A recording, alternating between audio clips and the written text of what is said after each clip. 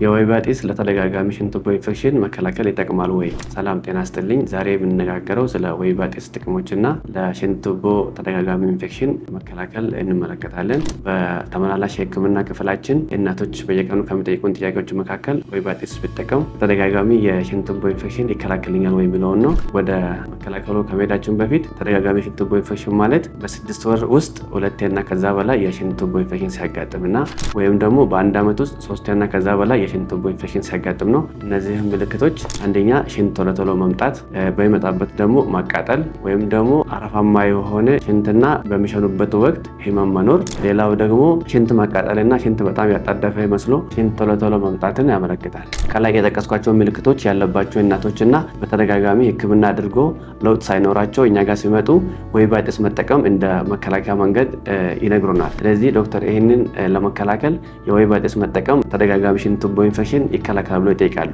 ስለዚህ የሽንት ቱቦ ኢንፌክሽን ወይባ ጢስ መጠቀም በሁለት ዋና ዋና ምክንያቶች ከተደጋጋሚ የሽንት ቱቦ ኢንፌክሽን አይከላከልም። አንደኛ ሽንት ቱቦ ኢንፌክሽን የሚመጣው በባክቴሪያ አማካኝነት ስለሆነ እንደውም ወይባ ጢስ የሚጠቀሙ እናቶች በሽንት መውጫ አካባቢ በማስቆጣትና ባክቴሪያ በቀላሉ ወደ ውስጥ እንዲገባ ያደርጋል። ሁለተኛ ደግሞ ባክቴሪያ የሚራባው ሽንት ፊኛ ውስጥ ስለሆነ ጢሱ ወይም ደግሞ ስቲሙ ወደ ውስጥ ገብቶ ሽንት ፊኛ ውስጥ ባክቴሪያ የመግደል እድል የለውም። ስለዚህ በዚህ በሁለቱ ምክንያት ወይባ ጢስ መጠቀም በተደጋጋሚ ከሚያጋጥሙ የሽንት ቱቦ ኢንፌክሽን አይከላከልም። በመሆኑም ከሽንት ቱቦ ኢንፌክሽን ተደጋጋሚ ከሚያጋጥሙ መከላከያ መንገዶቹ በቀላሉ አንደኛ በየቀኑ ውሃ ከ2 ሊትር እና ከዛ በላይ መጠቀም፣ የሽንት ስሜት ሲኖር ሽንት አለመያዝና ቶሎ ቶሎ መሽናት፣ በተለይ ለባለትዳሮች ከግንኙነት በፊትና በኋላ የግል ንጽህናቸውን በደንብ መጠበቅ አለባቸው። ሁለተኛ ደግሞ ግንኙነት ከጨረሱ በኋላ ሁሌ መታጠብና መሽናት መዘንጋት የለባቸውም። ሌላኛው መከላከያ መንገድ ዶቺንግ ወይም ደግሞ ውሃ ወደ ውስጥ አስገብቶ መታጠብ የለባቸውም። ሁለተኛው ደግሞ